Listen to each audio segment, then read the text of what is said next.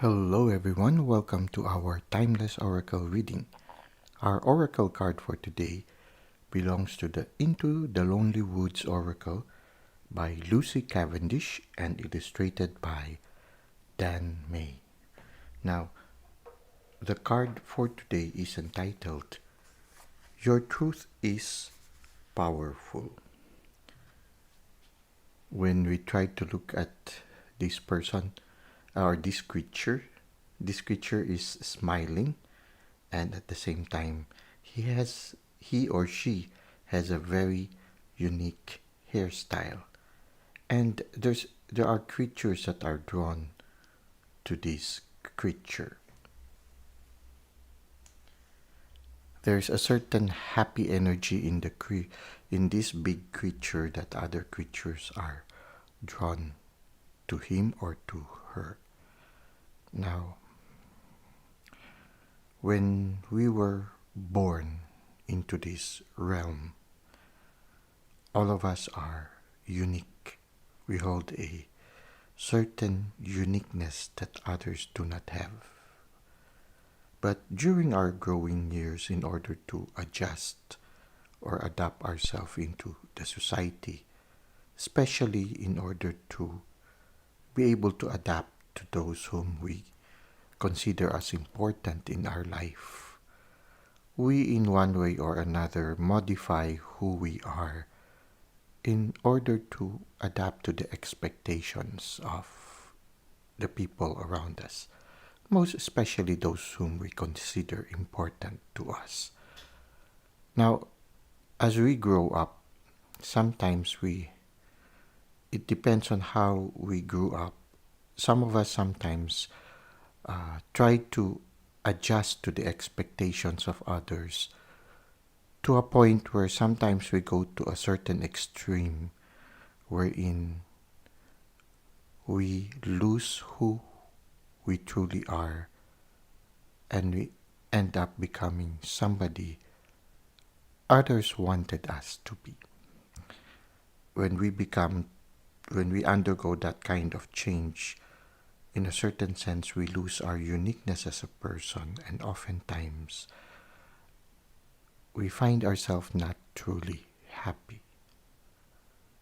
Now, as we grow older, as we mature, especially when we start to undergo transformation towards who we are truly meant to be, we slowly realize that we need to let go of some of these expectations, these shoulds and shouldn'ts, especially those expectations that prevent us from expressing who we truly are.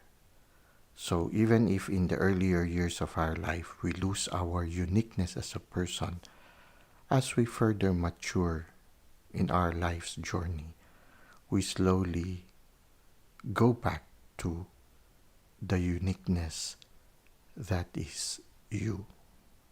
Now, for some, they go to the other extreme during their growing years. Their uniqueness was so supported by the environment they are in that, in a certain sense, they arrogantly express themselves to the world, to the point that it is the people around them who suffer. The first example was that of a person who is so much overwhelmed by the expectation of the people around them that they end up suffering, losing their self-expression. On the other extreme, this second situation is when this person's uniqueness is so supported by those significant in their life that in the end they end up becoming so arrogant that other people are no longer able to express their uniqueness.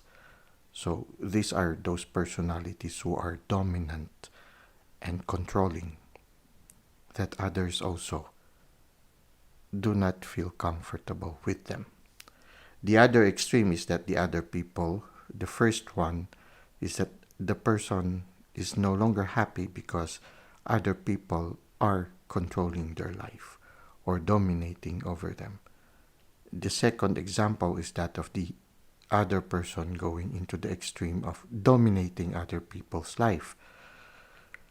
Now, both ends or both examples in the end, if the universe already invites them towards this transformation, towards this maturity, and if they respond to the invitation, oftentimes the invitation will come to a sort of like a crisis moment wherein they realize, for the first example, is that I am becoming somebody that I am not anymore, and I am no longer happy. I want to express who I truly am. And so this person suddenly becomes more assertive, and then they start to develop that courage to say to the world, this is me. Accept me for who I am. If you cannot, then just let me be. The other extreme is that they sometimes undergo a tower moment, and then they realize that people do not want to stay with them because of their overbearing personality. If they respond to the invitation, then they will go to the other extreme. They will slowly go towards the other side, and sooner or later, they become less overbearing. And then they start to realize that they need to respect and appreciate the uniqueness of others. Now, both journey, whether that of being stifled and that of being overbearing, both are invited to go towards the center, wherein they attain a certain balance, wherein they are happily expressing who they are, and at the same time, they allow others to express also their uniqueness. So they are able to live and let live. Once we have attained that kind of middle road wherein we are not afraid to express who we truly are, but at the same time also we appreciate and we respect others people's uniqueness, and so we allow them also to express themselves. Once we've attained that kind of energy, people start to be drawn to us because they start to appreciate our uniqueness as a person, and they could somehow feel the happiness that is bubbling from within us. At the same time, they feel relaxed being with us because they know that when they are with us, they are not pressured to be somebody else. When they are with us, they have the joy of just being who they truly are, and still they know that they are accepted.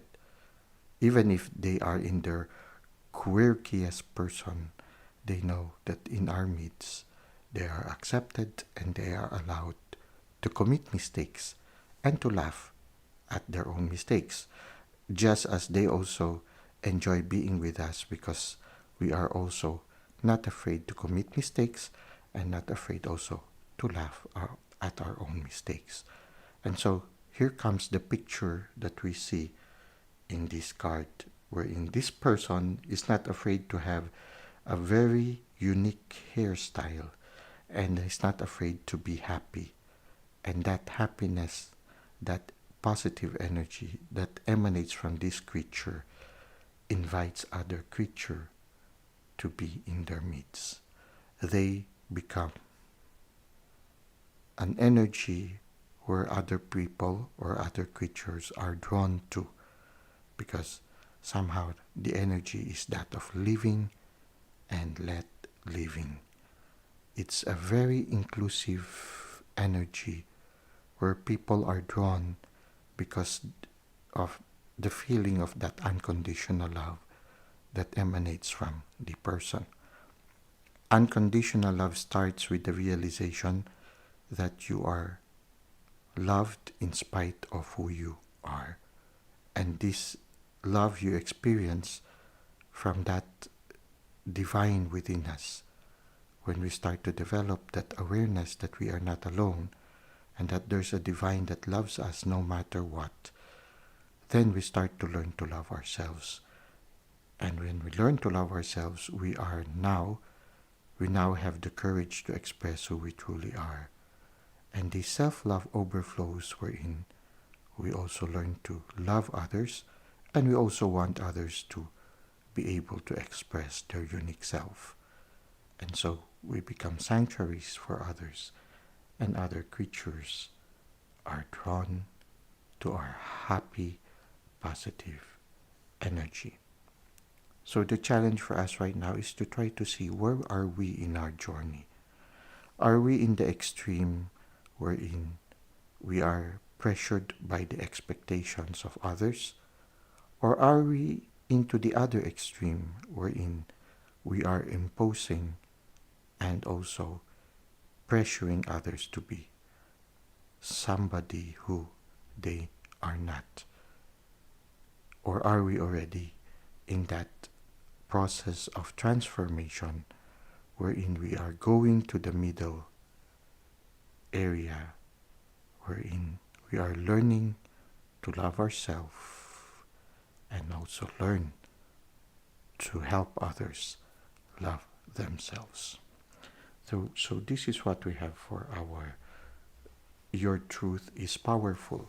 Let's try to read from the handbook that accompanies this card to gain more idea on Your Truth is Powerful.